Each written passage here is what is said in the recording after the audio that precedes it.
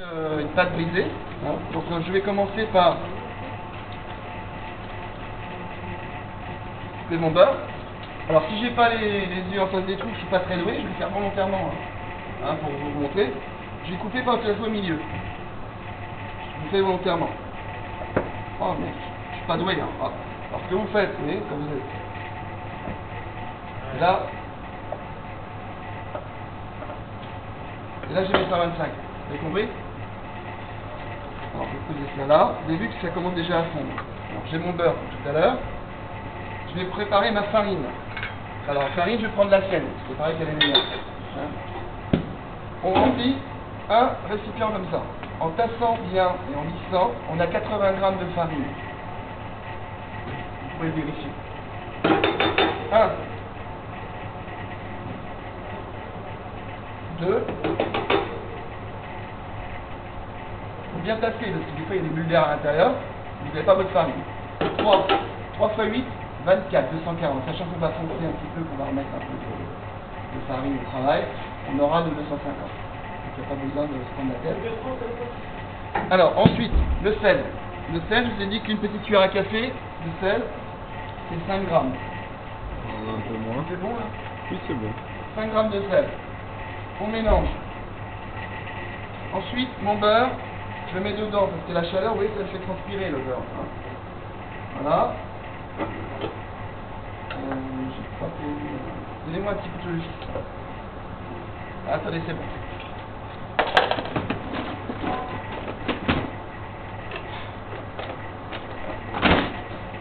Alors, on va couper les bandes. C'est bon.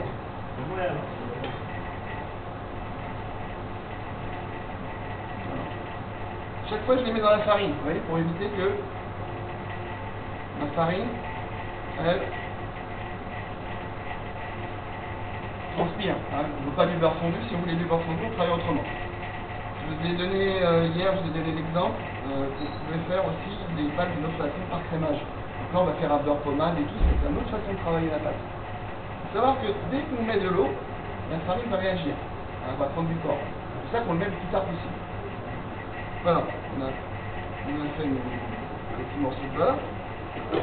Donc maintenant, je vais récupérer ça et je vais sabler ma pâte, vous voyez. Alors vous voyez comment sont mes doigts, ils ne sont pas comme ça, ils sont vers le haut. Hein. On va casser le beurre avec la farine et on va essayer d'avoir un mélange qui va s'apparenter un petit peu à du sable. C'est pour ça que ça s'appelle sablé.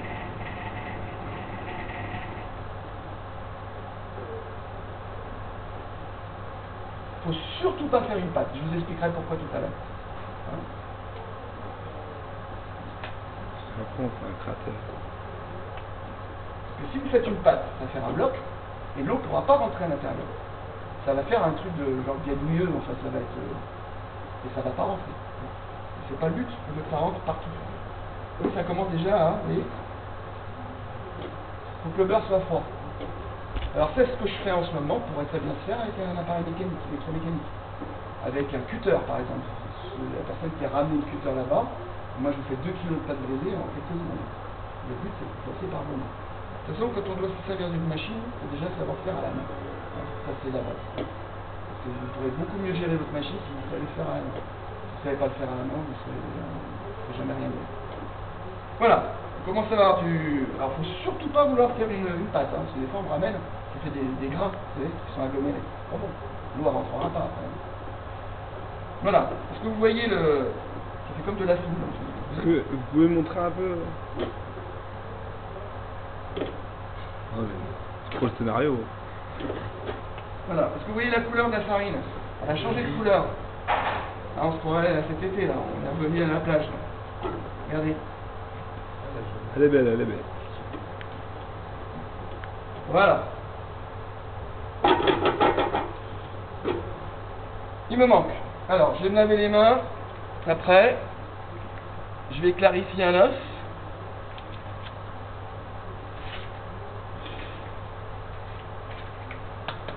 Alors toujours à plat les œufs comme les cassés. Donc là on va le faire comme ça. Quand on fera l'appareil à crème prise, on fera autrement. Parce qu'il y a l'appareil à crème prise, je dirais, il a des risques avec la crème et les œufs comme le cassage des œufs. C'est moi qui casserai les œufs, mais je les donnerai. Alors, je les donnerai individuellement.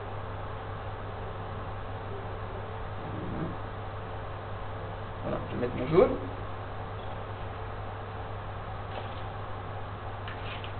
Je vais me laver les mains.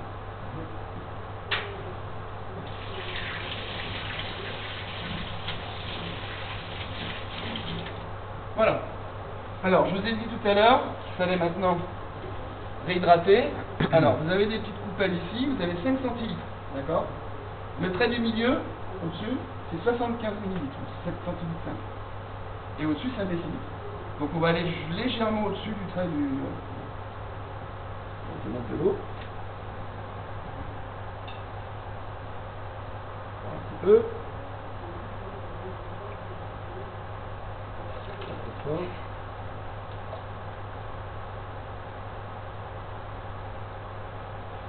Alors, vous allez passer vos épreuves d'examen au mois de mai, ça, en mai, et en mois de mai, il fait chaud.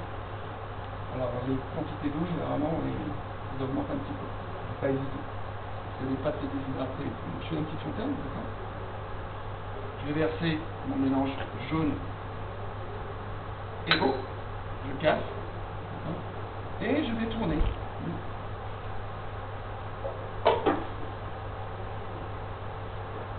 En partant du milieu, jusqu'à temps que ma pâte se fasse. Alors l'intérêt de travailler dans une calotte comme ça, c'est que quand il fait chaud, vous mettez de l'eau et des glaçons en dessous. Ça reste frais. Voilà. Allez, tac. Alors,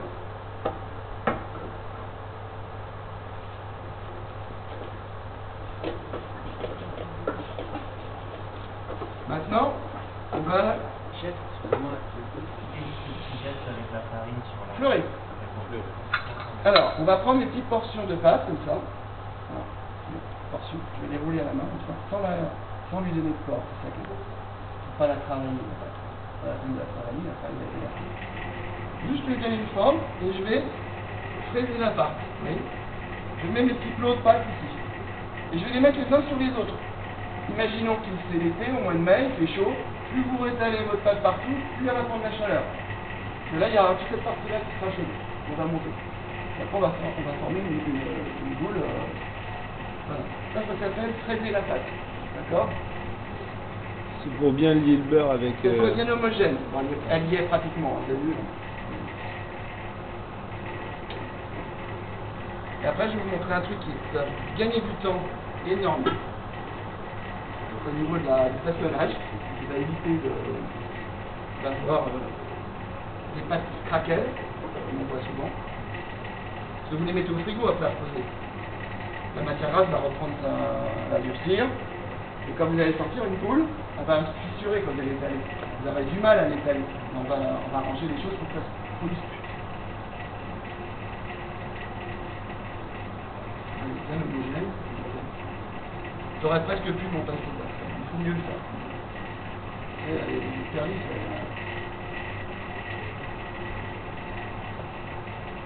est-ce que j'ai remis de la farine hein? Est-ce que j'ai mis de la farine? Non. Pourquoi j'en mets pas justement? Bah, vous augmentez votre base, hein? Vous la séchez votre pâte. Il n'y a pas besoin pour l'instant. Hein? Voilà. Ensuite, j'ai mon bloc. Je vais remettre ça, vous voyez bien. J'ai mon bloc de pâte là.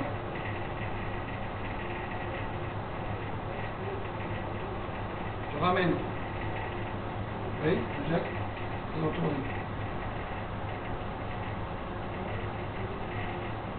Voilà. Ça y est, c'est bon. Hop. Vous voyez. Là, ils mettent la boule, une petite croix et au frigo. On peut faire ça. Aujourd'hui, je peux vous montrer qu'on peut faire autrement. Alors, donnez-moi un bout de papier là-bas.